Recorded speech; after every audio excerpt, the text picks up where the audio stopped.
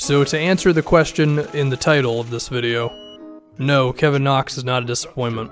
There are some things that he's clearly going to have to work on. Sharpening up his handle, being a little bit more active on defense rather than just putting in like good enough quote-unquote effort, going to the basket with more of a plan. Even with those things, I do still think Knox should end up being a good NBA player because there are some things that I think he has the potential to do very well. Number one, I think his form looks good. His three-point percentage is pretty solid so far this season. I also think he has the potential to be a real rebounder, even if he wasn't a big-time one in college. It's just a matter of if he really sets his mind to doing it. I also think if he's going to be playing power forward all the time, he's probably going to have to get stronger for this Knicks team because he has been a bit overwhelmed when dealing with like the Aaron Gordons of the world and stuff like that. So yeah, let's dive into all this. And I do actually want to start with that rebounding. So, given that he's 6'9" and a pretty good athlete, it makes sense that Knox can grab some boards. He had 9 last night against the Celtics. He's had a couple games this year where he's grabbed about 5 boards for the Knicks, but he's also had a few games where he hasn't grabbed any.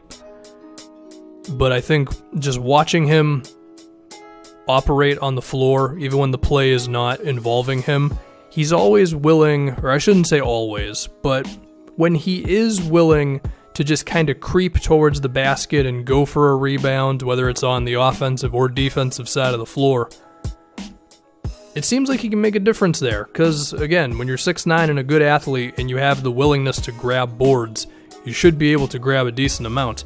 And I think if he's determined to do it, he could end up being a guy who averages 7 or 8 rebounds a game. I mean, when he really skies up for it, there's not too many dudes, especially wings, who can get as high as Knox does on some rebounds. So that would be good. And there have been a lot of times this season when, if you just watch him on offense, he'll just like run towards the paint and he forces his guy to box him out. But if you just keep on doing that, you're going to get some of them.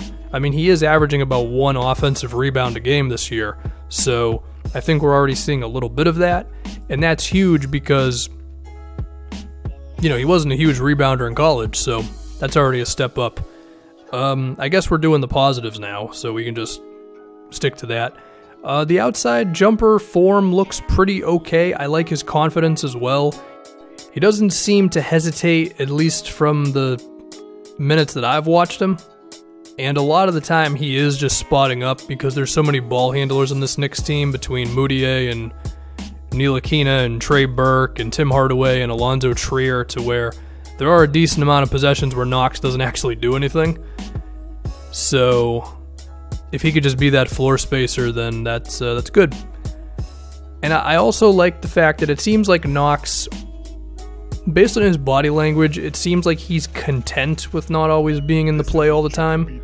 Now, we hope in a few seasons that he is a real piece of the Knicks offense, but as of right now, it doesn't seem like that off-ball role is causing him to become like disinterested or anything like that, so that's nice. Another positive is I think his ball handling is pretty good for where he is in his career right now. Like, as a 19-year-old who is 6'9" and maybe still going to grow another inch or so, I think his handle looks good. Now, it's certainly not good enough to give him the ball in pick and rolls and in ISOs like that, but there have been a few times this season when he's brought the ball up floor himself off of a rebound, and he's been able to attack and actually get by his defender. It doesn't happen all the time, and there have already been a couple instances that I've seen where his lack of a really good handle didn't allow him to finish a playoff, but again, I think it's good enough for where you'd want it to be at this point in his career, which is 12 games into his rookie season, you know. I should also mention Knox, number one, I mean, he dealt with that ankle injury, which was pretty rough, but the other thing is Fizdale's rotations have been a little weird. Like, if you just look at the starters for the Knicks, they're kind of all over the place, where it's like the only stable starter they really have is basically Tim Hardaway, and then there have been like, you know, like Noah Vonleh's started 12 games, Dotson has started 9, Cantor started 7, Trey Burke has started 5, Alonzo Trier has started 3, Mitchell Robinson has started 12 games. Like, it's all over the place, okay?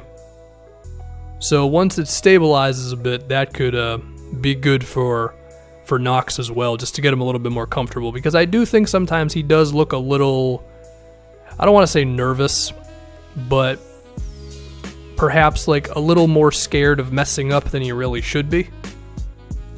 So yeah, the last positive I have 2 more positives. One is I think he has the potential to be a good defender. He does sometimes, how do I word this? I feel like sometimes Knox gives the bare minimum effort on defense to be passable, which isn't like the worst thing in the world, because there are some defenders out here in the league who suck. So, you know, that's okay. But when you watch Knox defend, it's like he knows what to do, but he could be a step faster while doing it. Like when he's closing out on a shooter, or when he's fighting around a screen, or when he is like standing in the corner, staying on his guy, but then a ball handler comes near him. You know, when you can do like the swipe at the guy while still staying home on your dude.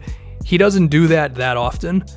And I think these things would be the difference between him just being an okay defender and being a very good one, because I think he can be a really, really good defensive player, given his size and his wingspan and all that, but he just has to be a little bit more locked in to just do the little things on defense that when you add them all up, make you a plus.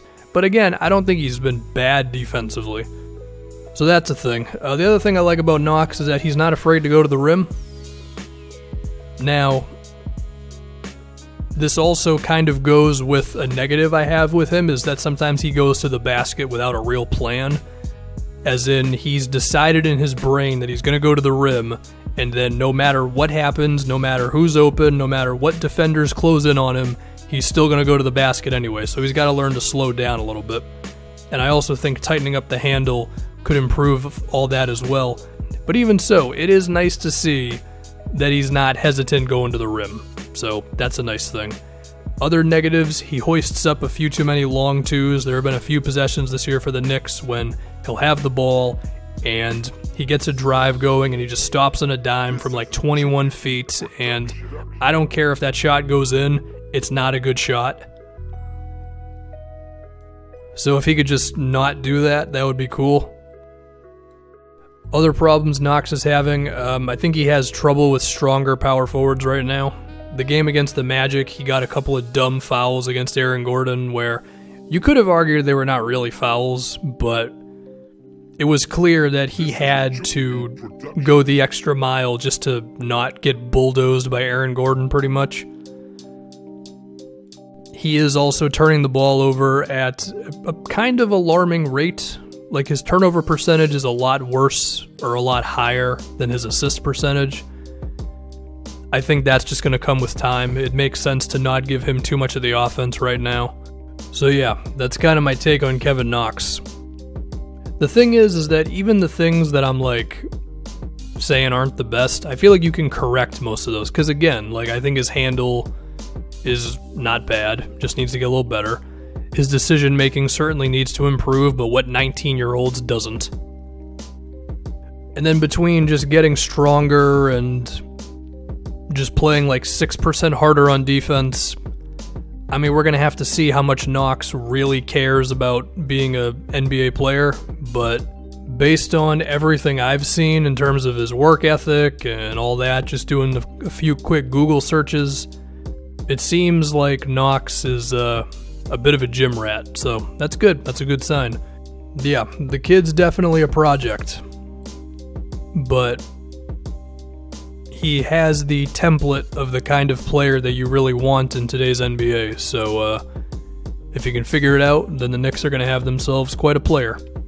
And you can consider me to be a little bit more on the positive side with Knox's long-term outlook.